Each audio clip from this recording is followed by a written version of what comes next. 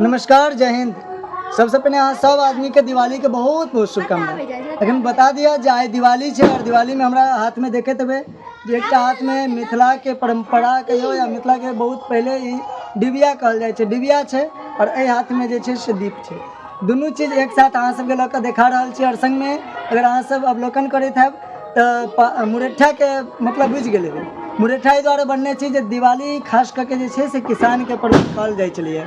एक समय चले जे अहाँके एहि समय में सब आदमी लगभग धान के कटनाई शुरू करे छलखिन और बहुत आदमी अहू बेर कटलथि हन, लेकिन आब तो ओहन खेती नहीं होइ छै ताहि कारण अहाँके खेती पीछा भऽ रहल छै। लेकिन दिवाली कहियो नहीं पीछा भऽ सकै छै। दिवाली सब दिन हमसब मनाएब। नया नया आधुनिकरण भऽ रहल छै, नया नया लोक अहाँके बहुत आब तऽ दीपो नहीं जरबै छथिन, आब तऽ अहाँके एहन आर्टिफिशियल एलैए जे लाइट सब जरबै छथिन, मोमबत्ती जरबै छथिन, सब ठीक छै। लेकिन ई डिबिया जे छै ने से डिबिया एखनो हमरा सबके देखला से पता चलैए जे ई डिबिया की छै।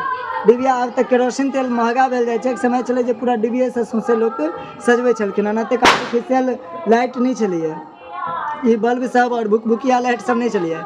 तो हम अहाँ सबके कहब जे अगर अहूँ सब डिबिया जरबै छी तऽ डिबिया के साथ जरूर फोटो पोस्ट करब। और डिबिया जे छै से एखनो हमरा सबके एकटा बहुत याद आबे वाला समय में हमरा बुझाइए जे डिबिया बहुत कम लोग देखता और रहते कि नहीं रहते से हम कहना मुश्किल बुझाइए। लेकिन दिवाली खूब नीक से मनाओ। दिवाली के जस्ट बाद हमरा सबके बहुत नीक पाबनि भैया दूज सेहो अछि और भैया दूज के ठीक बाद अहाँ सबके जे किसान सब छथिन वो सब गोवर्धन पूजा सेहो मनबै छथि। और गोवर्धन पूजा जे गाय लै छथिन तऽ अहाँके गोबर के बनबै छथिन ओ और पूजा करै छथिन। गाय के पूजा होइ छै, गाय के मुखारी से बदलल जाइ छै। तकर बाद ठीक छठि सेहो होइवला यऽ और छठि पूजा में अहाँ सब आदमी तो बुझते छै बिहार के कतेक बड़का शान छै छठि, जे हम सब सौभाग्यशाली छी कि डूबैत सूरज और उगैत सूरज दुनू के पूजा करै छी।